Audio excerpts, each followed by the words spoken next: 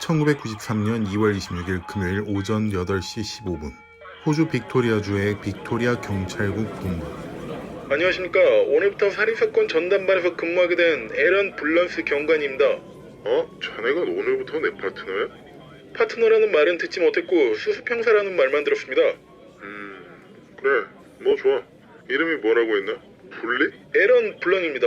에런이라고 불러주십시오. 그래 에런. 난 라이언이라고 부르게. 교통과에 있었다고? 네, 그렇습니다. 이쪽 일엔 관심이 있나? 아예 없는 건 아니지만 열심히 해보겠습니다. 그래 좋아. 혹시 좋아하는 건 뭐야? 어떤... 일단 일들은 천천히 배우면 되고 나랑 아침부터 먹으러 가자고. 내가 아침마다 가는 식당이 있거든. 거기 달걀 요리가 기가 막히다니까? 같은 날 밤 11시 26분 호주 빅토리아주의 프랭스턴에 있는 댄디농 로드. 빅토리아 경찰국 라이언 홀든 형사는 믿기 힘든 신고를 접수한 뒤 현장에 나온 상황이었습니다. 이 동네에 한 아파트에 살고 있던 레스 베인스와 도나 부부는 함께 집에 도착했을 때 눈앞에 들어온 충격적인 광경을 보고 신고했던 곳이었습니다. 사실 이들보다 더욱 충격을 받은 사람은 이제 막 살인사건 전담팀에서 일을 시작했던 에런이었죠. 텔레비전 옆벽에는 피로 쓰여진 데드 던이라는 글씨가 있었고 부엌 한가운데 바닥에는 도나의 고양이인 버피의 유해가 피칠갑이 된 채 흩뿌려진 비키니 차림의 여성 사진 위에 놓여져 있었습니다. 그리고 고양이의 내장은 부엌 벽 사방에 흩뿌려져 있었습니다. 게다가 바닥 한켠에는 고양이의 피로 쓰여진 것으로 보이는 도나, You're dead 라는 문구와 그 바로 옆에는 버피의 것으로 보이는 눈 중 하나가 내던져져 있었습니다. 화장실에는 목이 잘린 새끼 고양이 2마리가 피 묻은 물이 담긴 아기 욕조에 누워있었고 세탁실에는 벽 전체와 아기 옷으로 가득 찬 플라스틱 세탁 바구니에 피칠갑이 되어 있었습니다. 단지 고양이일 뿐이었지만 태어나서 처음 보는 피로 가득 찬 광경이었기 때문에 곧바로 현장 밖으로 뛰어나가 오바이트를 시작하였습니다. 에런! 네, 형사님. 첫날인데 벌써부터 이러고 있으면 어떻게 하려고? 죄송합니다. 이제 정신 차리겠습니다. 농담이야 농담. 그럴 수도 있지. 피해자는 고양이 말고 또 있던가? 다시 돌아보겠습니다. 그래, 다시 한 번 더 둘러봐. 절대 현장 안에선 토하면 안 된다. 네, 알겠습니다. 에런은 아직 둘러보지 않은 안방에 들어갔습니다. 그 옷에 있던 모든 옷장의 서랍은 열려 있었고 옷은 찢어져 사방에 흩어져 있었습니다. 그리고 레스가 모았던 연예인 섹시 화보집도 모두 찢겨져 있었고 일부는 아기의 침대 안에 모여져 있었습니다. 마지막으로 눈에 들어온 건 도나 앤드 로빈이라는 문구가 쓰여진 화장대 거울이었는데 이번엔 피가 아닌 흰색 면도 거품이 뿌려져 있었습니다. 에런, 여기 쓰여진 로빈이라는 사람은 누굴까? 글쎄요. 남편 이름은 레스라 알고 있는데 제가 신고자와 얘기를 좀 해보겠습니다. 아니야, 이미 내가 대화를 나눠봤어. 자기도 로빈이라는 사람은 전혀 떠오르지 않는다고 하더군. 그럼 대체 뭘까요? 배트맨은 로빈 할 때 그 로빈일까요? 나도 그 만화를 좋아하는데 너도 그런 타입이었고. 아무튼 그거야. 이런 짓을 한 사람을 자꾸 물어봐야겠지. 일단은 단서로 보관해 두자고. 그리고 이 집 부부는 한동안 집에서 좀 떨어진 곳에 가서 지내라고 말해줬어. 네, 그럼 제가 할 건 뭐죠? 이웃 사람들을 좀 만나봐. 이 정도라면 아마 우당탕거리는 소리라도 듣지 않았을까 생각이 드니까. 알겠습니다. 곧 주변 이웃집에 방문하여 탐문을 해본 에런은 별 다른 특이한 점은 알 수 없었습니다. 큰 소리 같은 건 전혀 듣지 못했다는 게 일관된 증언들이었죠. 그리고 며칠 뒤 에런은 동생의 집에서 머무르고 있는 베인스 씨네 부부를 다시 만나 주변 원한 관계에 있을 만한 사람들에 대해 물어보았지만 그것도 역시 아무런 소득이 없었습니다. 사망한 사람이 없는 사건이었지만 근무를 시작한 첫째 날부터 이런 광경을 마주한 에런은 그 누구보다 더욱 긴장을 한 채 시간을 보냈습니다. 그렇게 4개월이라는 시간이 흘렀습니다. 1993년 6월 12일 토요일 저녁 프랭스턴에서 차로 약 5분 거리에 있는 랭워런의 크랜번 로드에 위치한 로이드 공원. 가장 먼저 현장에 도착한 에런 경관은 한 여성의 알몸 시신을 마주하고 인상을 찌푸리고 있었습니다. 목과 가슴에는 날카로운 물체로 인해 생긴 상처가 보였습니다. 그로 인해 바닥에는 피웅덩이가 만들어져 있었죠. 가까이서 자세히 보고 싶은 마음이 굴뚝 같았지만 라이언 형사가 오기 전까지 현장을 제대로 보존시켜야겠다는 생각이 더욱 컸기에 몇 발자국 떨어진 곳에서 바라보는 방법 말고는 없어 보였습니다. 그리고 약 30분 뒤 어떤 중년 부부와 함께 현장에 도착한 라이언 형사를 보고는 의아한 얼굴 표정을 지었습니다. 하지만 그 의아함은 중년 부부의 눈물 섞인 외침을 듣고 풀릴 수 있었습니다. 엘리자베스, 내 딸. 피해자의 이름은 엘리자베스 스티븐스였고 그 중년 부부는 부모님이었던 것이었죠. 라이언 형사는 곧바로 그들을 부축하여 공원 한켠에 있는 벤치에 앉아서 대화를 나누기 시작하였고 에런은 가까이 다가갔습니다. 어제 저녁에 실종 신고를 했는데 설마 이게 우리 아이일 거란 생각은 못했어요. 정말 유감입니다. 누가 이런 건지 알 수 있을까요? 저도 현장엔 방금 도착한 상태라 자세한 건 알아보도록 하겠습니다. 사람이 이런 짓을 한 거라면 반드시 흔적은 남아있을 테니까요. 네, 반드시 부탁드립니다. 에런은 울먹이는 피해자의 부모님 얘기를 듣고 감정이 북받쳐 올라와 눈물을 흘렸습니다. 그리고 곧 피해자의 부모님을 돌려보낸 라이언 형사는 눈물을 흘리고 있는 에런을 보고 입을 떼기 시작했습니다. 에런, 너 울어? 아닙니다. 죄송합니다. 지난번엔 오바이트를 하더니 이번엔 눈물도 흘리고. 아니, 이럴 거면 차라리 장례지도사를 하는 게 어때? 유족을 위해 함께 눈물까지 흘려주는 장례지도사라는 타이틀이라면 장사가 잘 될 것 같은데? 아닙니다. 죄송합니다. 아니야, 유족을 직접 본 건 처음이니까 이해할게. 비록 나는 한 번도 눈물을 흘려본 적은 없지만 널 이해하기 위해선 노력해야지. 그럼 현장 좀 더 살펴보고 있어. 검시관도 곧 현장에 도착한다니까 말이야. 난 현장 주변을 좀 둘러보고 올게. 에런은 다시 피해자의 곁으로 다가가 한참을 살펴보았고 얼마 뒤 도착한 검시관에 의해 자세한 사인을 알 수 있었습니다. 목에는 1회 배인 자국, 가슴에는 6회의 자상, 가슴에서 배꼽까지 이어지는 4개의 깊이 베인 자국, 그리고 직각으로 베인 십자가 형태의 4개의 깊이 베인 자국, 주먹과 같은 둔기로 맞아 코가 부러짐이 있었습니다. 하지만 검시관의 말에 따르면 결정적 사인은 목에 감겨있는 소구끈으로 인한 목졸림으로 예상된다고 하였습니다. 아마 이렇게 숨이 끊어진 뒤 사체를 훼손했을 가능성이 크다고 말이죠. 그리고 고작 18세의 여성 피해자인 엘리자베스를 이렇게 잔인하게 살해한 목적에 대해선 일단 성폭행이 아닐까 하는 예상을 하였습니다. 에런도 이 얘기를 듣고 그게 아니면 굳이 살해할 이유가 없을 거라면서 맞장구를 쳐주었죠. 그리고 며칠 뒤 빅토리아 경찰국 본부. 에런, 그래서 용의자는 피해자를 성폭행하려다 뜻대로 되지 않아서 목을 졸라 살해했다고 생각해? 네, 형사님. 사실 나도 그렇게 생각하고 있었는데 여기 테스트 결과는 다른 이야기를 하고 있네. 뭐라고요? 음성이라네. 성폭행이 목적이 아니었다는 말씀이십니까? 성범죄가 목적이 아니면 왜 알몸을 만들었고 이렇게 잔인하게 살해야만 했을까? 혹시 용의자는 같은 여성이 아닐까요? 같은 여성이라기엔 일반적으로 여자들은 이렇게 잔인하게 사후 훼손을 하지 않아. 게다가 옷을 벗기지도 않지. 그럼 살해 목적이...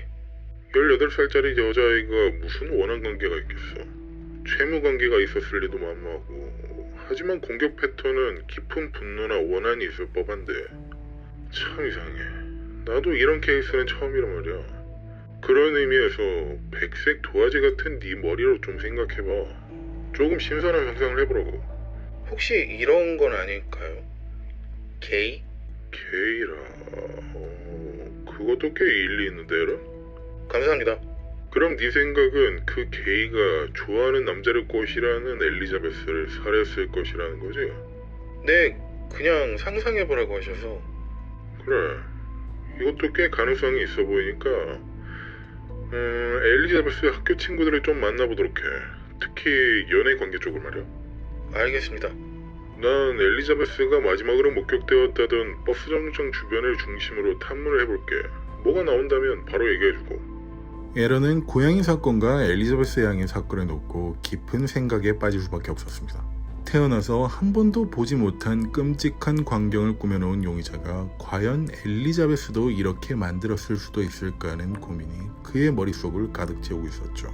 그리고 가장 큰 문제인 사건 진행 상황에 대해 자세하게 알려주지 않는 선배인 라이언의 태도였습니다. 수습 형사이긴 하지만 엘리자베스의 부모님을 모셔오는 일 정도는 어려움 없이 할 수 있을 거란 생각이 컸죠. 이렇게 라이언 형사 능력에 대한 의구심이 커져가고 있던 중 시간은 약 한 달여가 지나갔습니다. 1993년 7월 8일 저녁 6월 17일 에런은 교환원에게 걸려온 전화를 받기 위해 수화기를 들었습니다. 에런 씨, 라이언 형사님 거기 계세요? 아니요. 무전 해보셨어요? 네, 무전을 안 받아서 연락드린 거거든요. 일단 에런 씨라도 먼저 그쪽으로 가보시겠어요? 위치가 시포드 역 쪽인데 자세한 사항은 문자로 전송해 드릴게요. 알겠습니다. 에런은 혼자서 차에 올라타며 이젠 무전조차도 제대로 받지 않는 선배에 대해 불신이 싹트기 시작했습니다.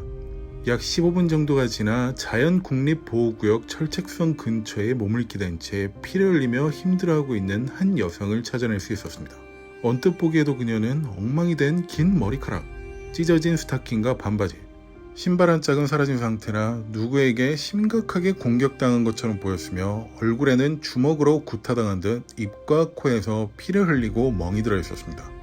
그런데 가장 놀라운 점은 그녀의 옆에 있던 라이언 형사였죠. 본부의 무전이나 연락도 받지 않고 이곳에 먼저 도착해 있던 그의 존재는 에런의 눈썹이 찌푸려지게 하기 충분해 보였습니다.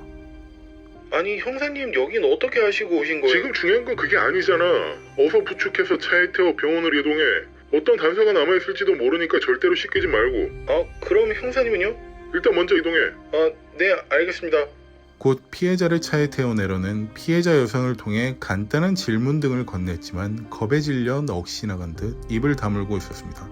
그렇게 얼마 뒤 병원에 도착한 에런은 먼저 도착한 현장 수색팀에게 그녀를 인계하였고 곧바로 라이언 형사에게 전화를 걸었습니다. 그래 에런. 피해자는 병원에 바래다 주었나? 네 형사님. 그런데 거긴 어떻게 알고 오신 거예요? 그냥 우연히 마주친 거야. 용의자를 쫓아갔지만 이미 자리를 떠났더라고.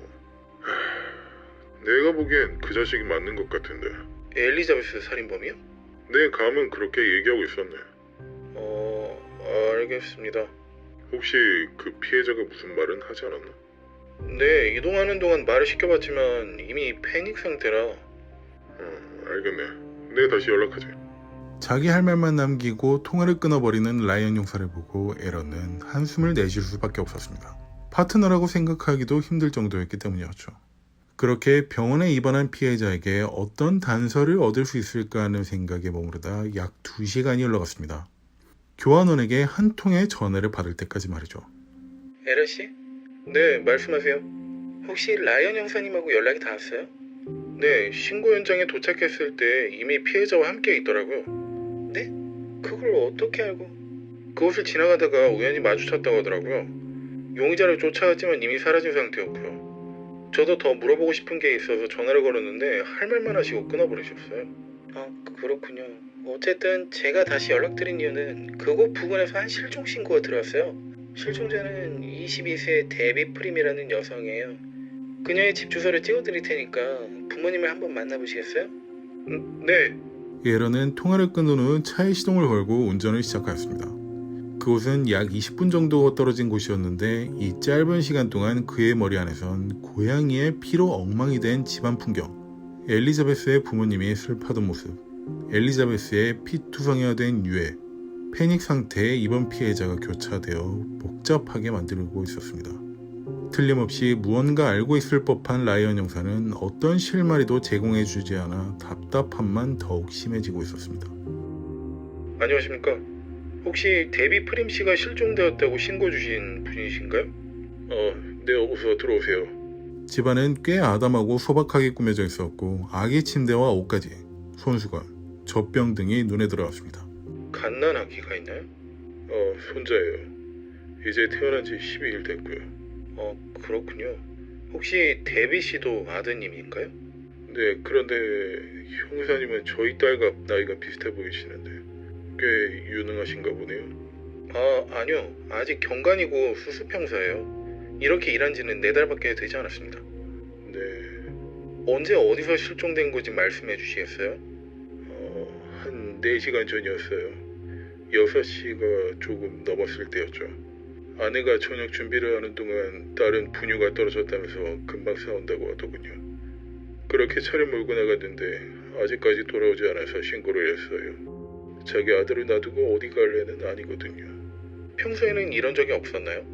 네, 아이 이름이 어떻게 되죠? 제이크예요. 네, 제이크. 제이크 아빠는 함께 살고 있나요?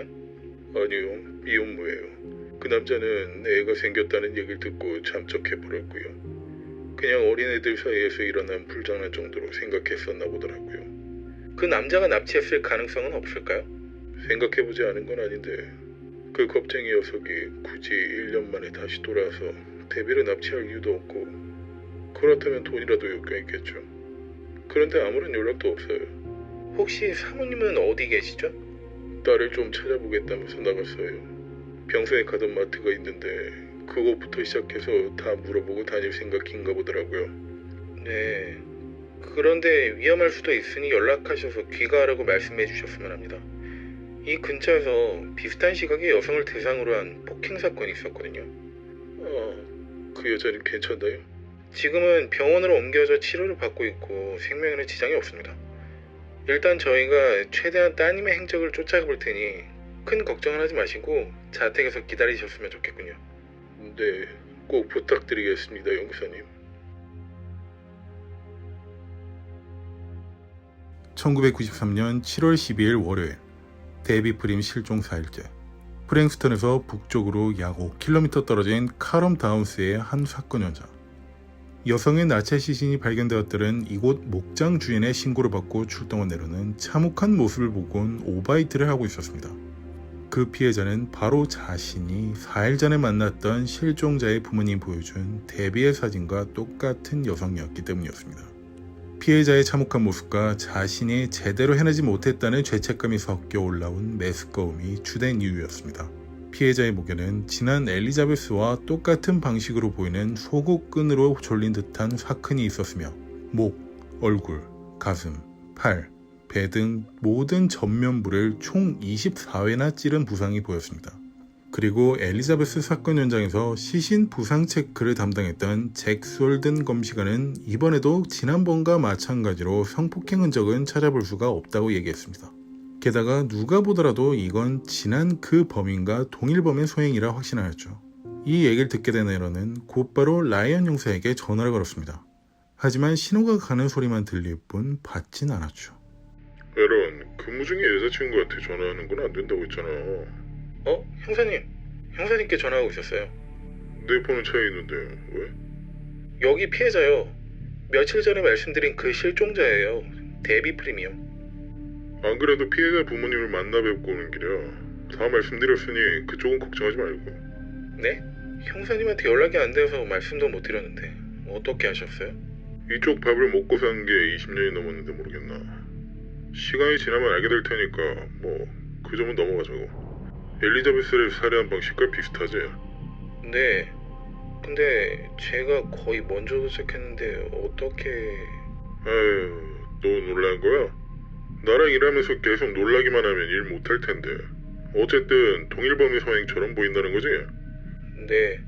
내가 봤을 땐 데뷔 실종날 로샤토스 씨를 공격한 사람도 그 범인일 것 같네만. 그 여성분 이름이 로샤토스인가요? 이 사람 이거 혼자 놔두니까 정신을 못 차리고 있구만. 죄송합니다. 제가 2번이나 찾아갔는데 입을 때려하지 않길래요. 그래, 사실 알고 있었어. 에런이라는 어린애가 찾아오면 아무 말도 하지 말라고 했거든. 정말 그렇게 할 줄은 꿈에도 몰랐네. 에런은 이런 장난 섞인 말만 던지는 라이언 형사를 보고 존경을 해야 할지 화를 내야 할지 감을 잡을 수가 없었습니다. 어쨌든 자신보다 훨씬 상황 파악을 잘하고 있는 사람이었기에 절대로 얕볼 수는 없었기 때문이었죠. 이렇게 대화를 마친 라이언 형사는 또다시 어디론가 사라져버렸고 에런은 이런 그의 모습이 익숙한 듯 혼자 현장 조사를 이어가기 시작했습니다. 한편 프랭스턴에 등장한 이 미스테리한 연쇄살인마의 등장으로 대다수의 여성들은 외출을 나서지 않기 시작했으며 밤이 되었을 땐 아예 찾아보기도 힘들 정도로 변했습니다. 이러한 지역 분위기 덕분에 언론에선 프랭스턴 사람들이 서로를 의심하며 마치 모두가 용의자인 양 대하고 있는 살기 삭막한 곳이 되었다고도 하였습니다. 그리고 빅토리아 경찰은 집요하다시피 수사를 이어갔습니다. 아주 작은 것이라도 모든 단서는 실체가 파악될 때까지 조사되었죠. 그리고 오퍼레이션 리슈런스라는 센터가 설립되어 이 지역 여성들을 대상으로 한 교육을 실행하였습니다. 그 연쇄살인마의 공격을 받을 경우 취해야 할 조치와 대항을 할 수 있는 여러 방법들을 가르쳐주는 것이었죠. 하지만 이런 수사기관의 노력을 비웃기라도 하듯 한 달도 지나지 않은 7월 30일 오후 3시경 17세의 나탈리 러셀이라는 여성이 실종되었습니다.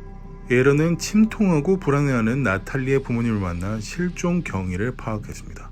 이번에도 라이언 형사는 어디에서도 나타나지 않았지만 이젠 익숙한 듯 부모님을 통해 단서들을 파악하였습니다.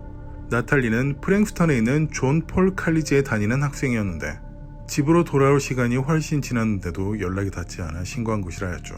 에런은 얼마 전 데비 프림의 부모님을 만났을 때 느꼈던 그 이상한 느낌을 다시 받았고 이건 또 좋지 않은 결과로 다가올 것임을 거의 확신하게 되었습니다.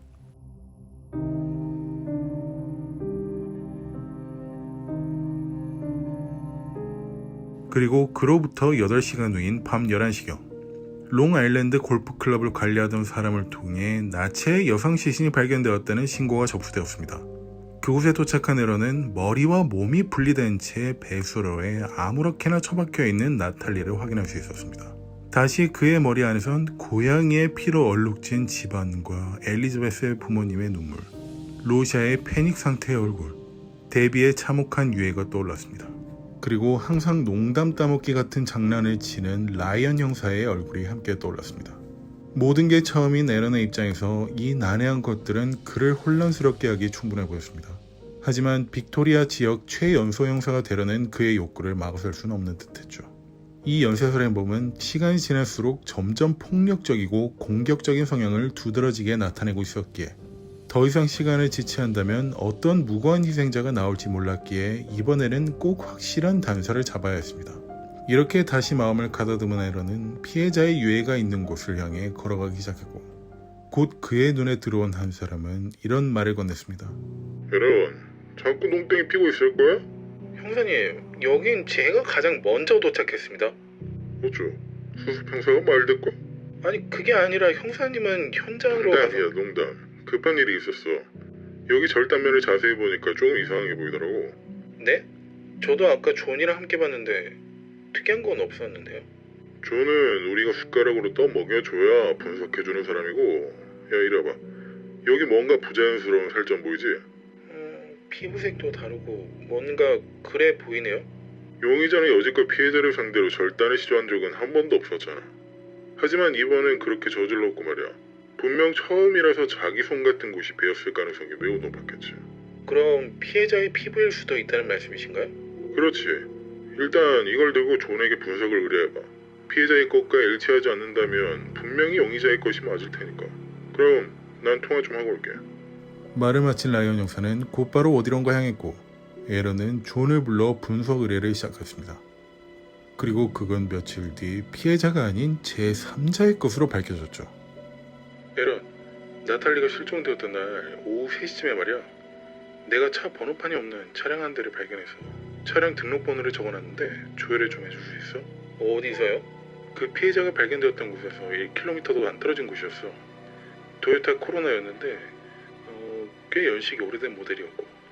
감사합니다, 검시관님. 에런은 곧바로 그 차량 등록번호를 조회하였고 그 차량은 1989년식 노란색 차량으로 꽤 희귀한 차량으로 확인할 수 있었습니다. 그리고 사건 조사를 위해 탐문을 하던 중 만난 한 우체부를 통해 들었던 증언이 떠올랐고 곧 녹음 테이프를 틀어 다시 청취하기 시작했습니다. 하나가 기억나긴 하네요.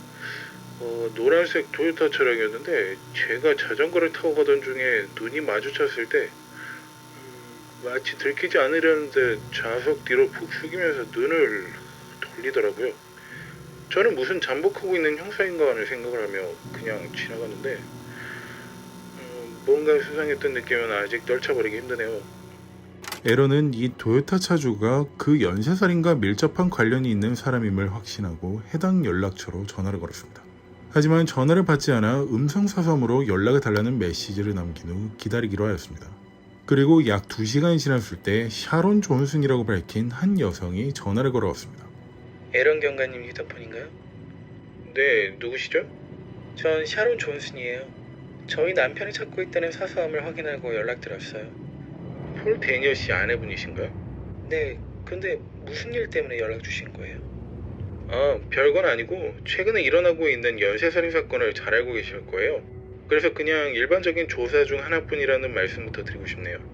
남편분을 좀 만나뵐 수 있을까요? 조금 있으면 집에 올 거예요. 6시 반 정도? 그럼 제가 시간 맞춰 댁으로 방문해도 될까요? 그러세요. 전화를 끊은 에런은 뭔가 이상한 생각이 들었습니다. 피해자 중 단 한 명도 성폭행을 당한 흔적이 발견되지 않았기 때문에 틀림없이 게이라고 생각하고 있었지만 결혼한 유부남이었기 때문이었습니다. 이번에도 왠지 허탕을 칠 것이라는 생각을 하였지만 우연의 일치로 2번이나 사건 현장 근처에서 발견된 번호판이 없는 차량을 생각하면 어떤 특이한 것을 목격했을 수도 있을 거란 예상을 하였습니다. 그리고 곧장 그 주소지로 향하기 위해 주소지를 확인하는 순간 뭔가 내리를 스치고 지나가는 게 느껴졌습니다. 그것은 에런의 머리 안을 가득 채우고 있던 고양이 사건의 그 아파트였기 때문이었습니다. 레스와 도나 부부가 살고 있었던 그 아파트였습니다.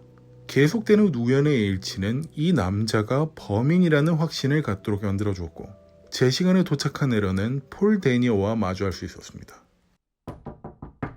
네, 누구세요? 폴 데니어 씨 되시나요? 네. 혹시 아내와 통화하셨던 경찰이세요? 네, 통상적인 질문을 좀 드리기 위해 방문드렸는데 괜찮을까요? 그럼요. 어서 들어오세요. 허여멀건한 얼굴을 하고 있던 폴의 모습을 본 에런은 자신이 생각했던 용의자의 모습과는 꽤 거리가 있다고 생각하였습니다. 그리고 소파에 앉자마자 폴은 입을 뗐습니다. 뭘 도와드리면 되죠? 선생님 차량에 번호판이 장착되어 있지 않더라고요. 이유를 좀 여쭤봐도 될까요? 범퍼 쪽 수리를 하려고 지난번에 뗐는데 다시 붙이려다가 시간적 여유가 되지 않아서 아직 붙이질 못했네요. 이때 에런의 눈에 들어온 건 폴의 손이었습니다. 무언가에 베인 듯 상처투성이었기 때문이었죠. 손은 수리하다 다치신 건가요? 이거요. 네, 아까 말씀드린 범퍼 수리 때문이에요. 처음 해보는 거라 무척 애를 먹었거든요. 네. 그리고 다른 질문을 좀 드려야 하는데 7월 30일 오후에 어디 계셨죠? 그때면 저는 폴칼리지 앞에 있었을 거예요. 아내를 태우러 갔다가 차가 고장나서 어떻게 하나 하고 고민하면서 그래서 결국엔 카센터에 들렀다가 범퍼 문제가 아니라요? 네, 그냥 차 시동이 안 걸리더라고요. 이상하게도. 계속 차에 계셨던 거고요? 네. 아내분을 태운 뒤엔 어디로 가셨죠?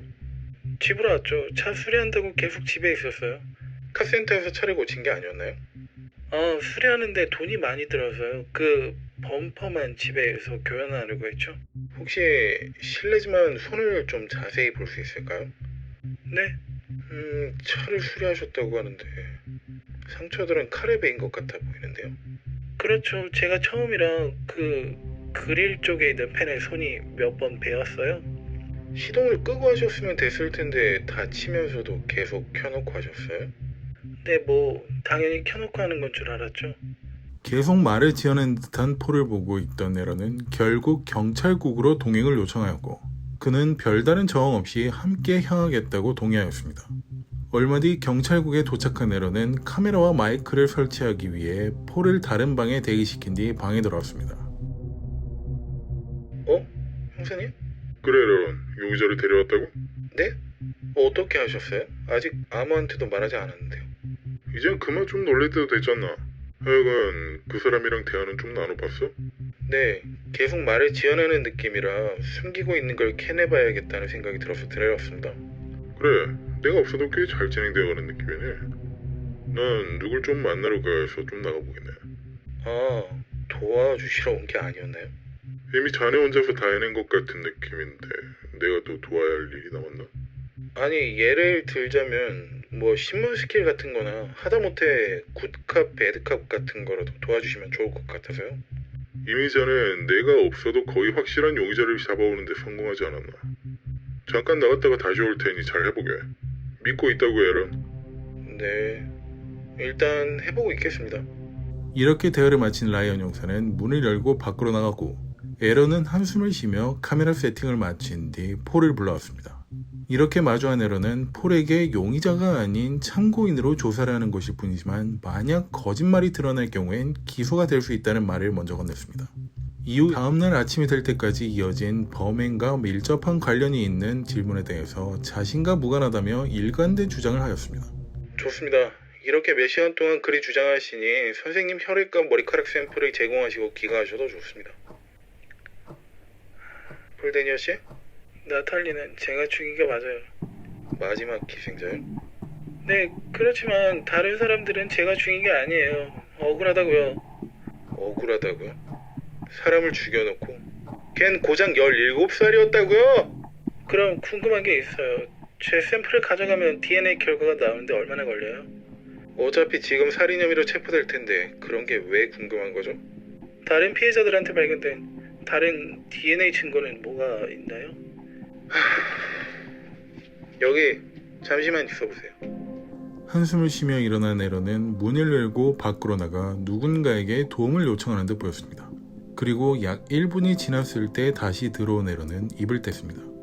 야, 네? 뭐가 네야? 아직 네 상황도 모르고 나랑 딜을 치겠다는 거 아니야. 내가 이 바닥에서 하루 이틀 굴러먹은 줄 알아? 자백하기 싫으면 안 해도 돼. 나탈리 것만 해도 넌 사형을 받아낼 수 있을 것 같으니까. 아니요 형사님, 그게 아니라 그냥 궁금해서 여쭤본 거예요. 나도 네가 언제 자백할지 궁금한데 먼저 대답할래? 아니면 그냥 갈 때까지 가볼래? 전 마지막 한 명만 죽였다고 했잖아요. 알겠어, 알겠다고. 넌 지금 가석방이 없는 종신형을 선고받을 수 있는 일을 사형으로 만들고 싶어서 안달인 듯하니까 그렇게. 아니, 그래요. 내가 그 3명 모두 죽인 거예요. 지금 진술할게요. 일거리 늘어나면 귀찮은데. 1993년 8월 1일 새벽 3시 54분 폴 데니어 자백 시작. 1993년 6월 11일 금요일 저녁 7시경 랭 워른의 크랜번 로드. 우산도 안 가져왔는데 무슨 비가 이렇게 많이 내린다. 큰일이네.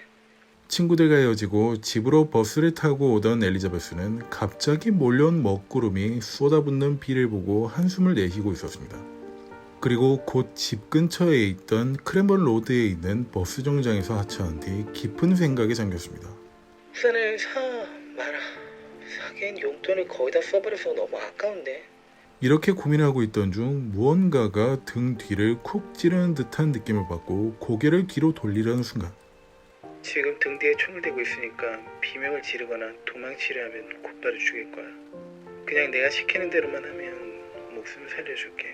알겠지? 그건 사실 총이 아니라 나무 손잡이가 달린 철로 된 배관 조각이었어요.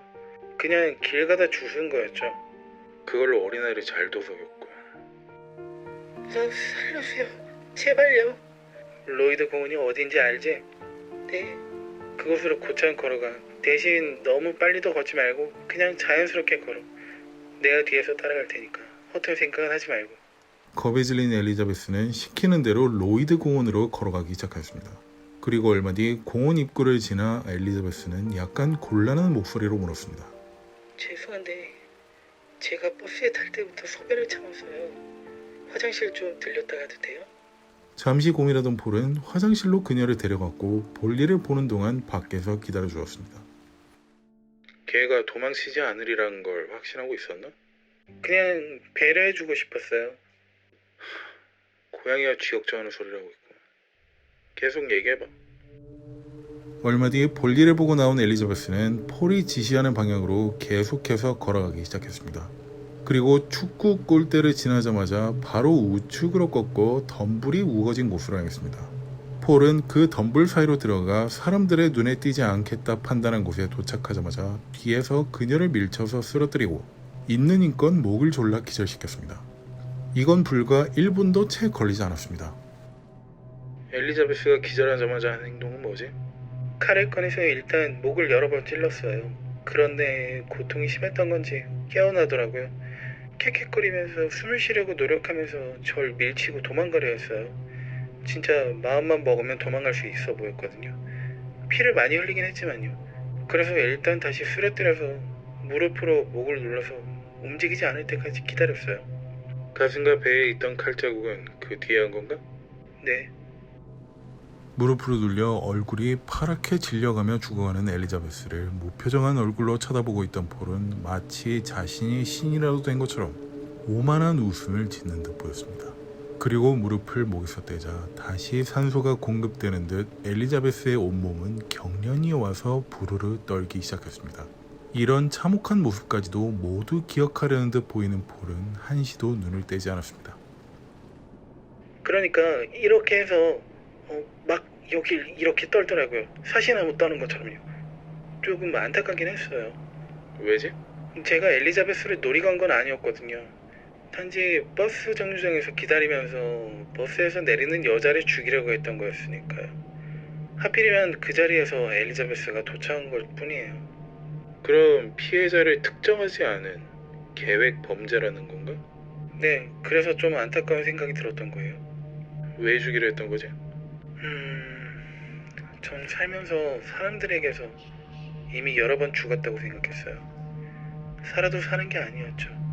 그럼 자신을 그렇게 만든 사회에 복수하고자 묻지마 살인을 한 거다? 한마디로 말하자면 그렇게 되지 않을까요?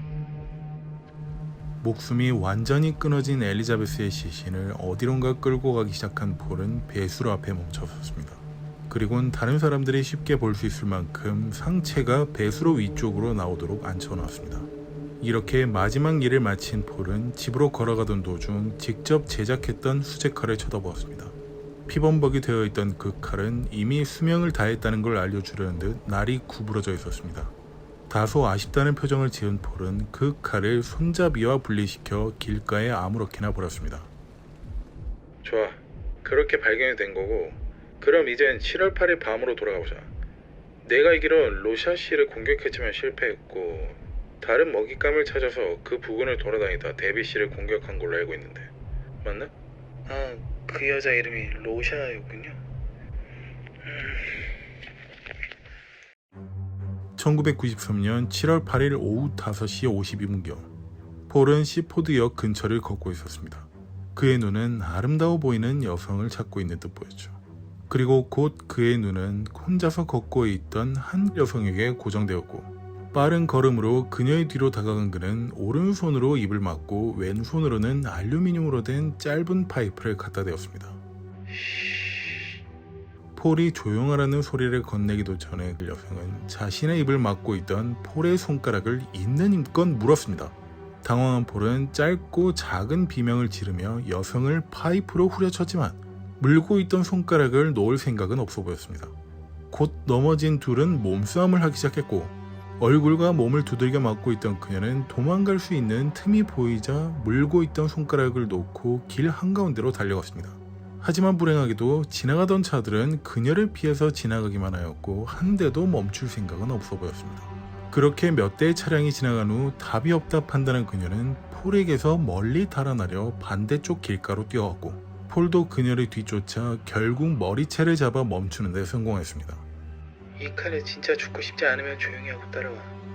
이 말을 들은 그녀는 칼을 한번 보더니 고개를 끄덕였고 곧 무릎을 딛고 일어서던 순간 다시 폴을 있는 힘껏 밀친 뒤 차도로 뛰어들었습니다.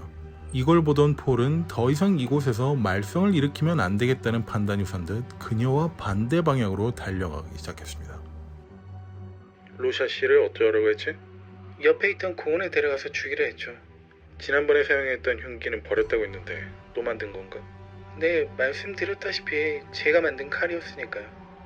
어떻게 만든 거지? 과도에서 날만 빼서 칼날로 사용했고 손잡이는 나무를 깎아서 좀 길게 만들었어요. 제 손에 딱 맞게요.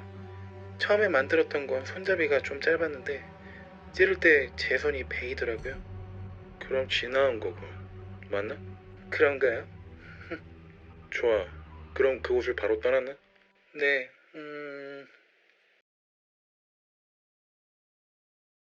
여성을 놓친 뒤 폴은 다시 시포드 역으로 향했습니다. 그곳에서 프랭스턴 방면 기차를 급히 탄 뒤 다음 역인 카나누크 역에서 하차하였습니다. 혼란스러운 듯한 얼굴 표정을 하고 있던 폴은 그 역에서 나오자마자 보이는 육교를 건너기 시작했습니다. 그리고 그 위에서 아래를 둘러보기 시작하였죠. 그리고 이때 회색 승용차에서 나와 밀크바에 들어가던 한 여성이 눈에 들어왔습니다. 그녀는 꽤 마른 몸매에 키도 작았는데 바로 이런 먹잇감을 찾고 있었다는 확신에 찬 표정을 한 그는 곧바로 육교 아래로 뛰어가 그 회색 차량의 뒷좌석으로 올라탔습니다. 약 10분 뒤에 차량의 문이 닫히는 소리와 시동이 걸리는 소리가 들리자 웅크리고 있던 폴은 양말 안에 넣어놨던 칼을 만지작거리기 시작했습니다. 그리고 차량이 출발한 지 1분도 채 지나지 않았을 때 몸이 한쪽으로 쏠리며 유턴을 하려던 게 느껴졌습니다. 폴은 몸을 제대로 지탱하기 위해 뒷좌석 위를 손으로 짚다가 아기 젖병을 실수로 바닥에 떨어뜨렸고 그 소리를 듣고 반사적으로 뒤로 돌아본 그 여성과 눈이 마주쳤습니다.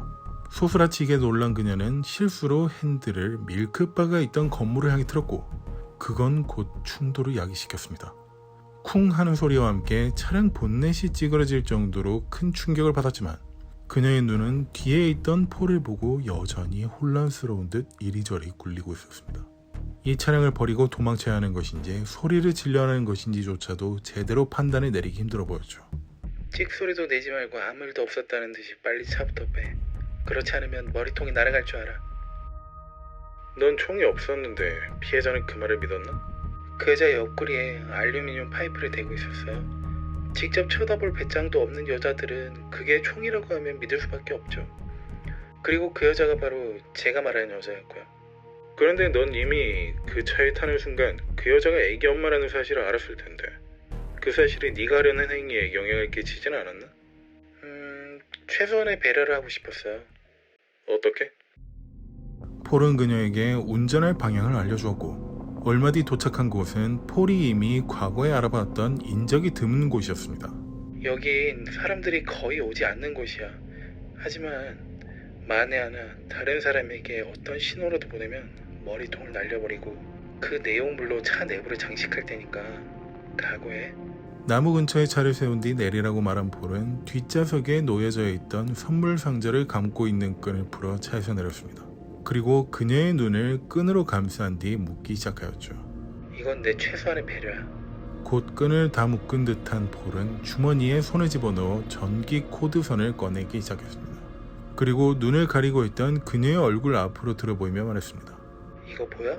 그녀가 입을 꾹 다물고 그게 무엇인지 알아내기 위해 손을 들어 올리자 그는 재빨리 목에다 선을 감아서 조르기 시작했습니다. 약 5분 정도 있는 힘껏 조르고 있던 폴은 그녀가 숨을 쉬지 않고 축 늘어지자 양말 안에 있던 수제칼을 꺼내 목과 가슴을 반복해서 수없이 찌르기 시작했습니다. 곧 그 상처에선 피가 흘러나오기 시작했고 팔과 다리가 지난 엘리자베스가 죽어가던 것처럼 사시나무 떨듯 떨리기 시작했습니다. 이걸 본 폴은 좋지 않은 과거의 기력이 떠오른 듯 구겨진 표정을 하며 그녀의 위에 올라타더니 목을 여러 번, 배를 한 번 찔렀습니다. 이렇게 무방비한 상태에서 수차례 공격당한 그녀는 목에 난 상처에서 거품 섞인 피를 내뱉기 시작했습니다. 그 과정에서 반항은 전혀 없었어? 아니요, 엄청 심했어요. 엘리자베스 때보다 훨씬요. 아마 몸싸움하고 있던 중에 그 여자가 입고 있던 흰색 점퍼가 벗겨질 정도였으니까요. 칼에 찔른 후에? 네, 찌르기 시작했을 때 미친 듯이 날뛰기 시작하더라고요. 그래서 전 그런 여자를 제압하려고 더 찔렀던 거죠. 엘리자베스도 그렇고 데이비도 그렇고 성폭행이 목적이 아니었던 걸 잘 알겠는데 왜 옷을 벗겼던 거지? 몸매를 보고 싶었어요. 엘리자베스라는 걔는 17살? 한 18살? 되게 어린 나이잖아요. 이런 나이대 애들은 몸매가 어떤가 궁금했고 데비라는 그 여자는 아기 엄마라서 가슴이 얼마나 큰지 궁금했어요. 그럼 성범죄 목적이 아니라 단순한 호기심이었다는 건가? 네. 더 이상 거품 섞인 피조차도 내뱉지 않고 늘어진 그녀를 보고 있던 폴은 만족스러운 표정을 지으며 큰 나무 옆으로 끌고 갔습니다. 그리고 그 나무에서 부러뜨린 몇 개의 가지로 덮어놓고는 살해 현장에서 떨어뜨렸던 흉기를 집어들어 주머니에 주섬주섬 넣기 시작했습니다. 그러면서 담배를 한 대 피며 그 여성을 바라보며 생각에 잠긴 듯한 폴은 곧 그녀의 차로 돌아와 그녀의 지갑과 밀크바에서 구매한 우유, 계란, 초콜릿, 담배 한 갑을 들고 집으로 향했습니다. 약 40분 뒤 집에 도착한 그는 싱크대에 우유와 계란을 버리고 그것들을 담아온 상자들을 불에 태우기 시작했습니다. 왜 그걸 굳이 집으로 갖고 와서 버린 거죠? 증거가 될 수 있으니까요. 그 여자가 밀크바에 갔다가 이렇게 죽은 게 확인되면 그쪽부터 조사를 시작할 테니까. 그럼 제가 잡히는 건 시간 문제가 되겠구나 생각했죠. 지갑은 어디에 버렸나? 마지막 여자를 죽인 골프장 쪽에 버렸어요. 계속 들고 다녔어? 그랬죠. 지갑이 없기도 했고 어떻게 처리할지도 딱히 떠오르지 않았거든요. 그래. 좋아. 창밖에 해가 뜨는 걸 보니까 적어도 12시간 이상은 얘기한 것 같은데 자넨 뭘 먹겠나? 달걀 프라이에 베이컨에 커피 한 잔이요. 그럼 잠시 기다리게. 준비해서 가져올 테니. 불과 12시간 동안 함께 있던 그 방을 빠져나온 에런 경관은 문 앞에서 기다리고 있던 라이언 형사와 마주하였습니다. 진전은 있나? 의외로 순순히 털어놓더라고요. 두 번째 피해자에 대한 자백까지 받아냈어요. 그래, 고생했군. 이렇게 오랫동안 남자와 한 방에서 대화를 나눠본 거 처음이지? 남자건 여자건 살인범은 살인범일 뿐이라고 생각합니다. 사람이 이렇게 진지해서야 이러다 재풀에 지친다고 쉬엄쉬엄 해. 그로부터 약 1시간 뒤 더 필요한 거 있나? 아니요. 그런데 궁금한 게 있는데 뭐지?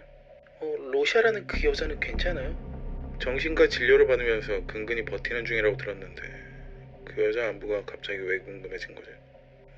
그냥이요. 그냥이라. 그래. 마지막 피해자인 나탈리 러셀에 대한 얘기를 해볼까? 1993년 7월 30일 오후 2시 33분경 랭오런의 플로라인 포나 상태보호구역 경계선을 따라 나 있던 자전거 도로에선 폴이 바닥을 보며 걷고 있었습니다. 누가 봤다면 단지 소심해 보이는 성격을 가진 남성이 산책을 하고 있는 걸로만 생각할 수 있었겠지만 폴은 며칠 전부터 계획했던 범행을 실행하는 날로서 먹잇간 여성이 걸리기만을 바라고 있었습니다. 그는 이미 펜치를 이용해 자전거 도로와 보호구역의 경계를 구분짓는 철조망에 몇 미터 간격으로 3개의 구멍을 뚫어놓은 상태였습니다. 각 구멍은 철조망을 따라 우거져 있는 덤불과 나무 때문에 일반 사람들은 그곳에 구멍이 나 있는지조차도 알 수 없었습니다. 그래서 먹잇감만 붙잡는다면 이곳 구멍으로 끌고 들어가 욕망을 채울 계획이었죠. 어느 정도 걸어 들어간 폴은 다시 도로의 시작점으로 돌아와 주차되어 있던 자신의 차량에 탑승하였습니다. 이제 예행 연습과 준비는 모두 끝났다고 판단하여 먹잇감을 기다리기로 결정한 것이었죠. 그리고 오후 2시 47분이 되었을 때 파란색 교복을 입은 여자아이가 존 폴 칼리지가 있는 길에서 나와 자전거 도로를 따라 걸어가는 게 눈에 띄었습니다. 폴은 알 수 없는 흥분으로 가슴이 북받쳐 오르기 시작하였고 이따금씩 숨을 헐떡이며 자신을 진정시키려는 듯 보이기도 하였습니다. 그는 약 10m 정도의 거리를 둔 채 그 아이를 따라가기 시작하였고 자신이 만들어 두었던 두 번째 구멍 앞을 지나던 순간 재빠르게 다가갔습니다. 아이가 이상함을 눈치채고 소리를 지르기도 전에 폴은 오른손으로 입을 막았고 왼손으로 수제칼을 목에 들이밀었습니다. 그리고는 만들어 두었던 구멍으로 강제로 끌고 가기 시작하였습니다. 하지만 아이가 순간적으로 반항하던 탓에 목에 대고 있던 칼은 자신의 엄지손가락을 깊이 베었고 그 부상은 살점이 떨어져 나가는 일까지 벌어졌습니다. 엄청난 고통을 느낀 폴은 화가 섞인 말투로 당장 가만히 있지 않으면 목을 그어버리겠다고 엄포를 놓았고 그때 여자아이의 반항은 멈춘 듯 보였습니다. 그리고 입을 막고 있던 손을 풀자 그 여자아이는 성관계가 목적이면 당장 어디든 가서 요구를 들어줄 테니 목숨만은 살려달라고 빌리기 시작하였습니다. 자신을 붙잡고 있던 폴이 성희에는 전혀 관심이 없는 연쇄살인범이라는 사실을 전혀 모른 채 말이죠. 무표정한 얼굴을 한 채 자신을 바라보고 있던 폴을 마주하자 원하는 게 성관계가 아님을 알 수 있었고 이번엔 돈이 필요하면 부모님한테 말해서 원하는 대로 주겠다고 했습니다. 걔 돼지만도 못한 더러운 년. 내가 고작 그딴 것들을 좋아할 것처럼 보여? 화가 난 듯 보이는 폴은 아이를 강제로 무릎을 꿇리고 칼을 그녀의 눈에 바짝 갖다 댔습니다. 더 이상 입을 떼면 죽여버릴 줄 알아. 당장 구멍 안으로 들어가. 곧 구멍 안으로 기어 들어간 폴은 미리 들어간 아이의 머리를 붙잡고 다시 무릎을 꿇으라는 명령을 하였습니다. 그리고 주머니 안에 있던 검은색 끈을 꺼내며 아이의 뒤로 걸어갔습니다. 공포에 바들바들 떨고 있던 여자아이는 뒤에 서 있던 폴이 어떤 짓을 할지 전혀 모른 채 눈을 꾹 감고 있었습니다. 그때 폴은 그 끈을 여자아이의 목에 걸어 조르기 시작했고 그녀는 발버둥치며 어떻게든 벗어나려 했습니다. 그러던 중 천만다행으로 그 끈은 반으로 끊어졌고 곧 둘의 몸싸움이 시작되었습니다. 엎치락뒤치락 하던 둘은 결국 폴이 다시 양말 안에서 꺼낸 후제칼이 아이의 목을 찌름으로써 일단락되는 듯 했습니다. 그때 아이는 쓰러져서 거품 끓는 소리를 내더라고요. 하지만 계획대로 되는 일이 없어서 화가 난 저는 그 아이를 어떻게든 막 하고 싶었어요. 그냥 칼로 찔러버리고 끝내기엔 그 분노가 가라앉지 않을 것 같았거든요. 그래서 끈을 그 아이 목에 난 구멍으로 쑤셔 넣었고 입안을 통해 목구멍을 이렇게 쑤셔 넣어서 그 끈을 끄집어내서 묶었어요. 처음엔 그럴 계획이 없었지만 단지 눈앞에 보이는 그 구멍으로 더 큰 고통을 주고 싶었거든요. 제 손 전체가 걔 입 안으로 들어갔다니까요. 사실 그게 가능할진 몰랐는데. 그리고 목은 언제 자른 거지? 그렇게 묶은 끈을 막 잡아당기면서 물었어요. 반항하지 않았다면 차라리 깔끔하게 목이 졸려 죽었을 텐데 이렇게 고통을 받게 된 거라고요. 그때까지 숨이 붙어 있었나? 네, 하지만 몸싸움을 해서인지 힘은 거의 다 빠져서 움직이기 힘들어하는 것 같았어요.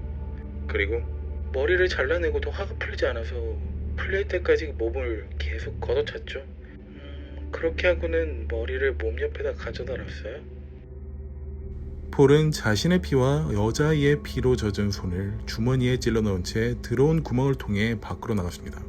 덤불을 헤치고 자전거 도로 위로 올라온 폴은 자신의 차량이 있는 곳으로 고개를 돌려 바라보았습니다. 그러자 그의 눈에 들어온 건 제복 차림의 경관 한 명과 정장을 입은 남성 한 명이었습니다. 그들은 자신이 타고 왔던 차량 등록번호를 가까이서 살펴보며 기록하고 있는 듯하였죠. 폴은 본능적으로 길 반대편을 향해 돌아서 천천히 걸어가기 시작했습니다. 얼마 뒤 집에 도착한 그는 샤워를 하고 옷을 세탁하고는 뒷마당으로 향했습니다. 그리고는 품 안에서 여자아이를 범행할 때 썼던 흉기를 땅속에 묻기 시작하였죠. 얼마 뒤 묻기를 마친 폴은 침실로 돌아와 잠깐 눈을 붙인 뒤 퇴근 시간이 가까워진 아내를 데리러 갔다가 함께 저녁 식사를 즐겼습니다. 마치 아무런 일도 없었던 사람처럼 말이죠. 그런데 왜 여성만을 노린 거지? 싫으니까요. 그 여자들이 싫었다고. 그냥 싫었어요. 내가 모르는 게 있나? 일면식도 없었던 사람들 아닌가? 그냥 여자들이 싫은 거예요. 이유는 없어요. 그럼 아내는? 제 아내는 그 어떤 여자와도 달라요. 달랐고 앞으로도 다를 거예요. 절대로 아내를 해치려는 생각은 해본 적이 없어요. 모든 범행과 살해 동기를 자백한 폴이었지만 에런은 여전히 살해 동기가 불만족스럽다는 표정을 짓고 있었습니다. 곧 서류를 정리하여 밖으로 나온 에런은 문 앞에서 기다리고 있던 쿠퍼 서머셋 경찰국장과 마주하였습니다. 고생했어, 에런. 이제 다 끝났어? 네, 다 끝났습니다. 정말 잘했네. 자네만 믿고 있었다고. 우리 경찰국에게 간판이 될 걸세. 역사상 최악의 연쇄살인범을 체포하는데 자네가 없었다면 절대 불가능했을 거야. 아닙니다, 국장님. 라이언 형사님이 도와주지 않으셨다면 혼자서 감당할 수 없는 일이었습니다. 라이언? 네, 뭐 그래. 어쨌든 이번 사건이 종결되고 다시 만나자. 그 자리에서 자네를 위한 큰 선물을 준비해두고 있겠네. 감사합니다, 국장님. 이렇게 성공적인 수사를 통해 3건의 1급 살인 혐의와 1건의 살인 미수 혐의로 기소된 폴은 1993년 12월 15일 수요일에 열린 재판에서 유죄를 인정함으로써 총 3건의 가석방이 없는 종신형을 선고받았습니다. 그리고 로샤를 상대로 벌인 1건의 살인 미수 혐의에 대해선 8년형을 선고하였죠. 이 재판을 이끌었던 프랭크 빈센트 판사는 선고를 내리기 전 이런 말을 하였습니다. 당신은 많은 사람들로 하여금 집으로 돌아갈 때 발걸음을 재촉하거나 아이들의 귀가가 늦을 때 부모가 시계를 바라보며 초조해하도록 만들었던 두려움의 근원입니다. 하지만 약 1년 뒤 폴은 변호사를 통해 진행한 항소심에서 결국 승소를 따내어 기존 형량을 모두 무효화시킨 뒤 30년 후 가석방 가능성이 있는 종신형을 다시 받아낼 수 있었죠. 이 재판 결과 소식을 듣게 된 피해자 유가족은 수사기관을 철석같이 믿고 있다 뒤통수를 맞은 거라며 정부를 상대로 손해배상 소송을 거는 일까지 발생했습니다. 그래, 들어오게. 여기 앉게, 에런. 네, 국장님. 그래, 폴이 이번 항소심에 성공한 소식은 들었나?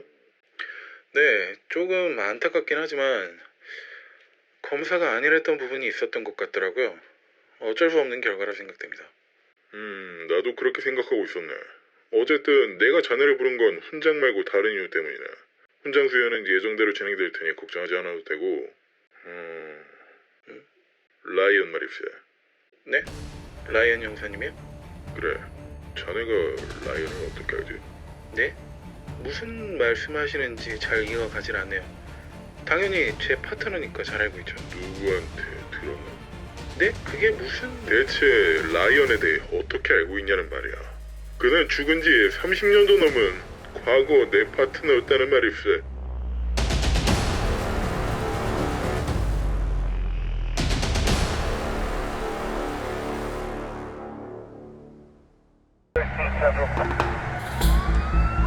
Five zero four.